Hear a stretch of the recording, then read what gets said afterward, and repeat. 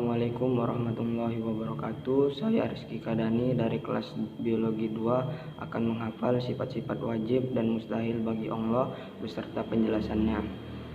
Yang pertama, sifat-sifat wajib. 1. Wujud artinya ada. Wujud merupakan zat Allah yang pasti ada dan tidak diciptakan oleh siapapun. Ia berdiri sendiri. Yang kedua, qidam artinya awal atau terdahulu. Qidam adalah Allah sang pencipta yang sudah ada lebih dahulu sebelum makhluk-makhluk yang diciptakannya.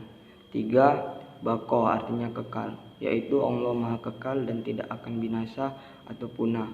4. Mukhalafatul lil hawadisi artinya berbeda dengan makhluknya.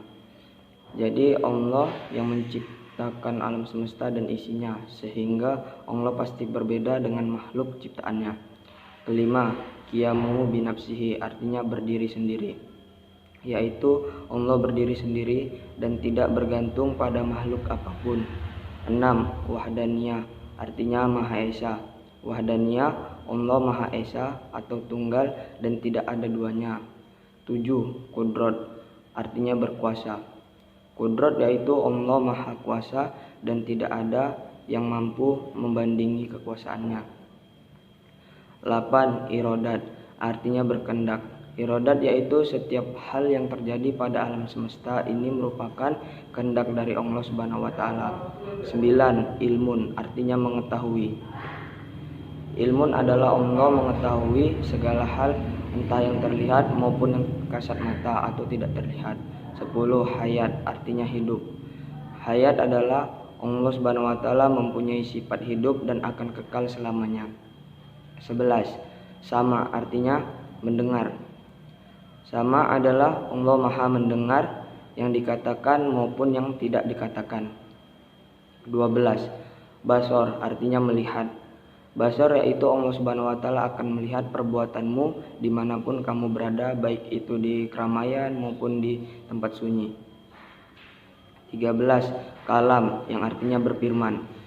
Kalam adalah Allah berfirman melalui ayat-ayat di dalam Al-Quran.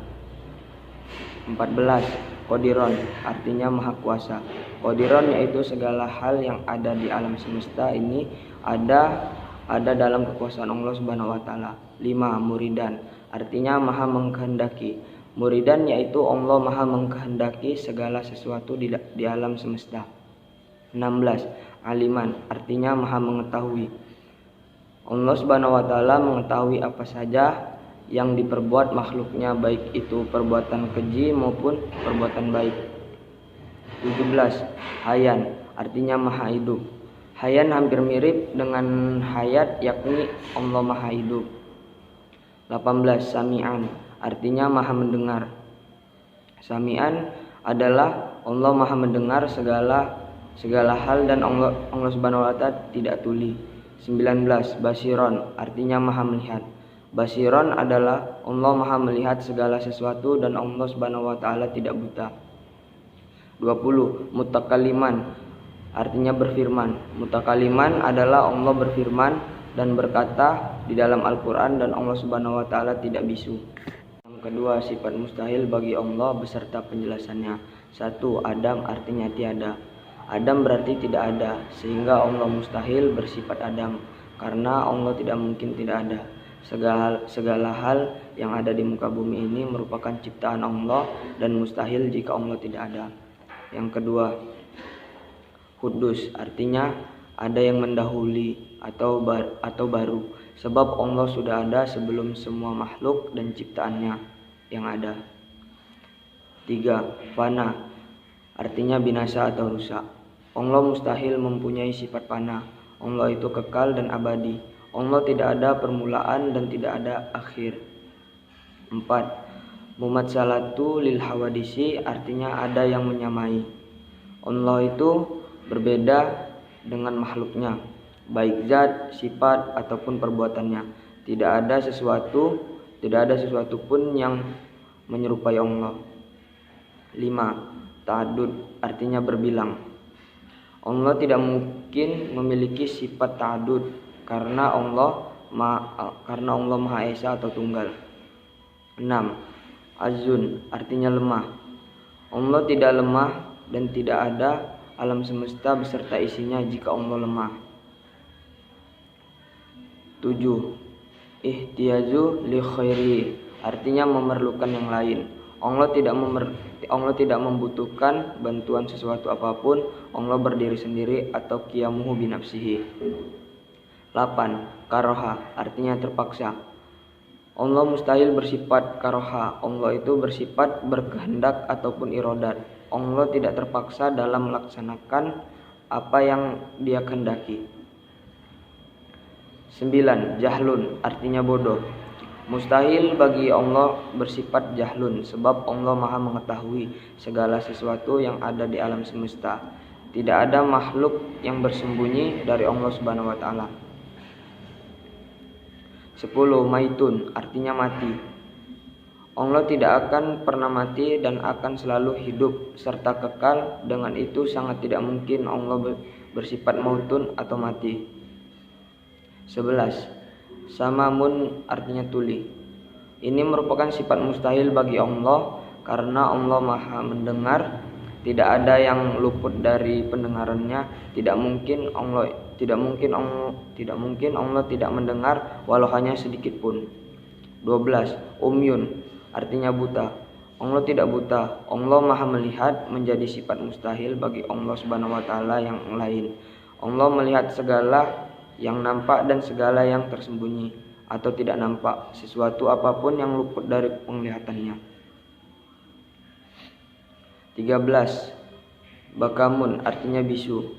Ini merupakan sifat mustahil bagi Allah karena Allah bersifat kalam, artinya beriman. Jika Allah bisu, tidak mungkin Allah menurunkan wahyu kepada para nabi. 14. Kaunuhu azian, artinya zat yang lemah. Allah mustahil bersifat azan. Allah Maha berkuasa, tidak mungkin Allah itu lemah. Segala sesuatu yang terjadi itu atas kehendak dan kekuasaan Allah. 15. Kaunuhu karihan, artinya zat yang terpaksa. Tidak mungkin Allah bersifat karihan karena Allah Maha berkehendak atau muridan. Semua yang ada di alam semesta terjadi atas kehendak Allah. 16. Kaunuhu jahilan, artinya zat yang bodoh. Ini merupakan sifat mustahil bagi Allah karena Allah Maha mengetahui semua ilmu bersumber pada Allah Subhanahu wa taala. 17. Mayitan, artinya zat mati.